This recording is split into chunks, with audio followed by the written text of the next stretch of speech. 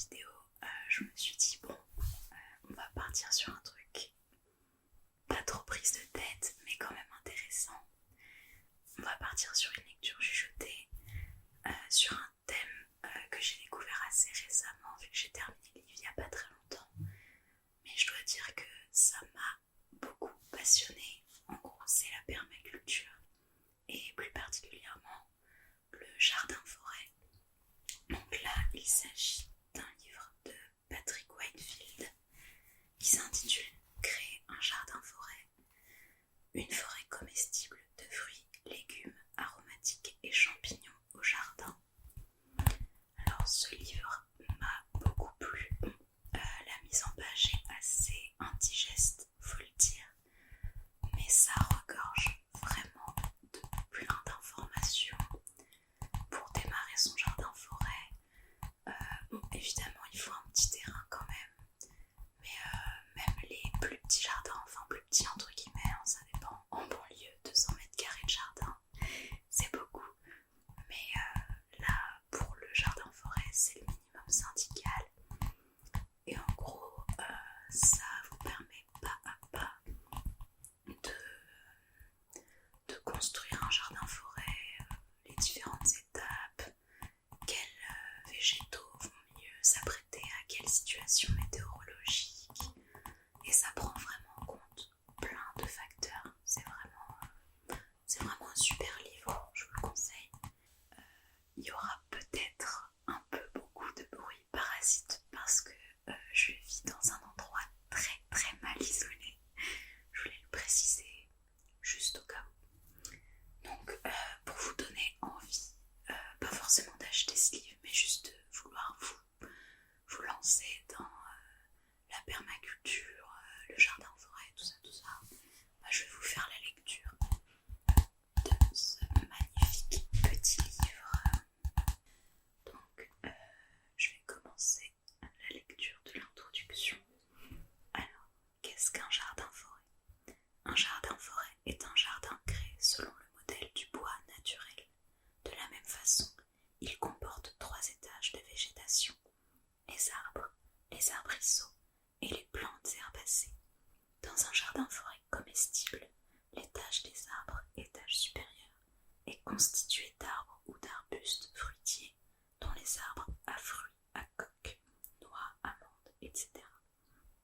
L'étage des arbrisseaux, étage intermédiaire, comprend essentiellement les petits fruits, cassis, groseilles, framboises, mûres, ainsi que les noisetiers, maintenus sous une forme buissonnante basse.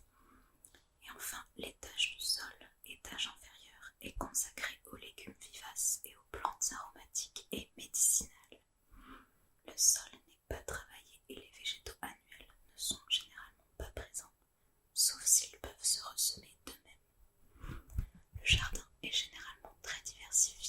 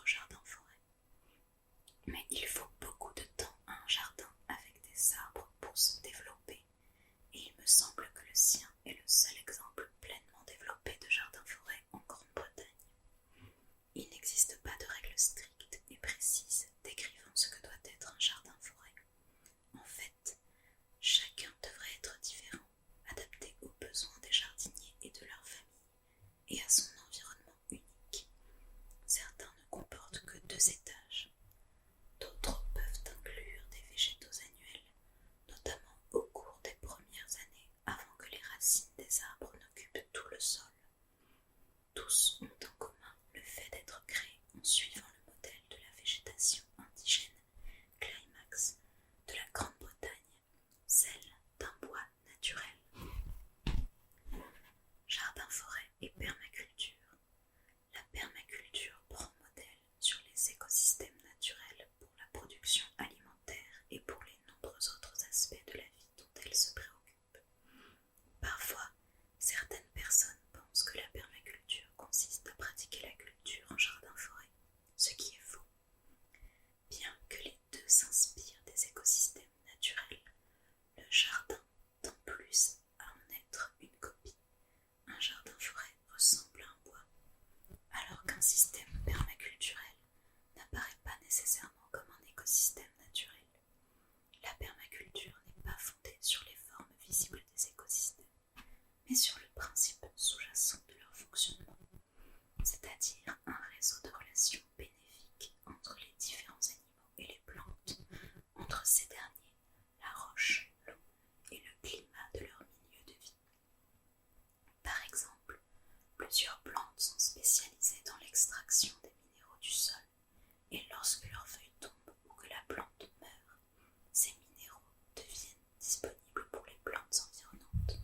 Cet échange ne se fait pas directement, mais via le travail de champignons et de bactéries qui transforment les minéraux présents dans la substance organique morte en une forme absorbable par les racines. En échange, les plantes vertes répondent aux besoins énergétiques des champignons et des bactéries. Les insectes se nourrissent des plantes et en échange, ils pollinisent les végétaux en fleurs. Dans les écosystèmes désertiques, chaque plante et animal est adapté à une consommation minimale d'eau, alors que sous les climats très humides, les plantes acceptent les sols détrempés, etc. Les écosystèmes naturels peuvent être très productifs et n'ont pas besoin de tous les apports de carburants fossiles et autres éléments nécessaires à notre agriculture, à notre industrie et à notre infrastructure actuelle. Ils n'émettent pas non plus de pollution. La permaculture cherche à créer des systèmes présentant toutes les qualités des écosystèmes naturels, mais qui répondent aux besoins de l'homme. Pour parvenir à cela, il faut créer un réseau de relations bénéfiques entre les différents éléments nécessaires à un jardin, une exploitation agricole ou l'ensemble d'une communauté. Ainsi, les éléments constituant un jardin en permaculture peuvent être relativement similaires à ceux d'un jardin-forêt, mais ils seront disposés de manière à créer un maximum de relations bénéfiques. Par exemple, on peut y trouver une serre, mais elle ne sera pas indépendante du reste. Il s'agira plus probablement d'une véranda adossée à la façade sud de la maison. La chaleur émise par la maison y maintient une bonne température en hiver et en automne, et la surface vitrée contribue à son tour à réchauffer la maison. Les jardiniers peuvent surveiller et soigner les jeunes pousses cultivées dans la serre sans même être obligés de sortir. Voilà un exemple très simple de réseau de relations bénéfiques impliquant une maison, une serre, des plantes et des hommes. Bien que la culture d'un jardin-forêt et la permaculture ne soient pas synonymes, elles partagent nombre de concepts. Toutes deux visent à réunir divers composants pour former un ensemble harmonieux et reposent ainsi sur une conception très réfléchie, et toutes deux sont ancrées dans une vision écologique de la vie. Mais la permaculture couvre un champ d'action nettement plus vaste que le jardinage et inclut l'élevage, la foresterie, la conception urbaine, les structures financières et sociales, entre autres. Un jardin-forêt peut faire partie d'une conception permaculturelle, mais elle ne se limitera certainement pas à lui. Parallèlement, la création d'un jardin-forêt est bien plus qu'un simple élément de la permaculture. C'est une manière de jardiner, la base pratique d'un mode de vie qui se développe de manière indépendante. Elle peut se pratiquer par toute personne ayant accès à un petit lopin de terre et qui souhaite essayer quelque chose à la fois nouveau et vieux comme le monde. Voilà, j'espère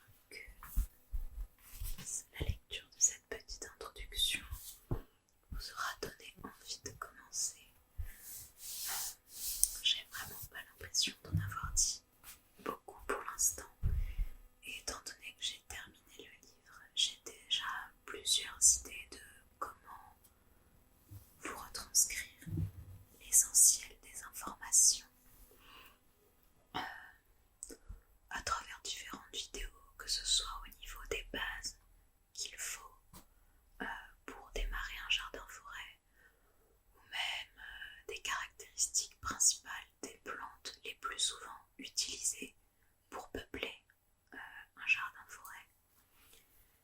Bon, j'espère que cette lecture vous a plu. J'espère aussi que au montage j'arriverai à enlever les différents bruits qui peuplent cette maison très bruyante et que ça n'aura pas trop dérangé cette vidéo au final. Je vous dis bonne